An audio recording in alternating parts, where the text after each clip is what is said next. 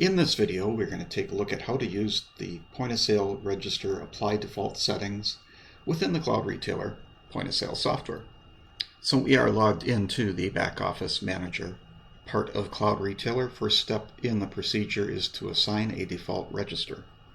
We do that by going over to Admin, Admin Catalog, Global Entity Settings, and then we're going to want to click on point of sale, and then we're going to go to point of sale default settings, and then you're going to want to click over whichever register.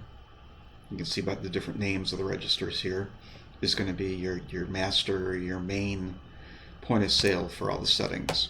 When we've selected that, then we click save.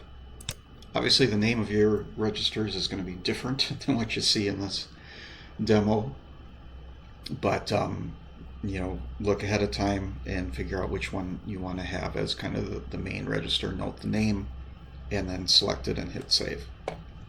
Alright, so step 2 in the process is to make changes to our default register. We can do that by going to Admin, and we can type what we're looking for, which is device register list, and then we can go to Kevin's POS new, click the little box next to it, go to edit selected registers, and then here's where you can make any changes if you need to. For me, this is already set up how I want it, so I'm not going to make any changes, but again, this is going to vary upon your requirements and how you have things set up within your stores. When we're done, we're going to click save. And then our last step in the process is to apply the default settings to other registers.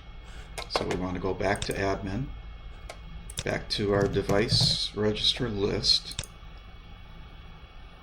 and then we can start checking the other registers that we want to make changes to. And we have this apply default settings. So if we click on that, basically any of these registers that we have selected are going to apply the same settings as what we did for Kevin's POS new. So very nice if you want to have some consistency across all the registers without going into each individual register and making changes. Also want to caution, since it is global changes across all the registers, make sure, if you're doing this for stores across multiple locations, that it's okay to have like the default tax and some other things the same across all the registers across all the locations. All right, that's it. Thanks for watching.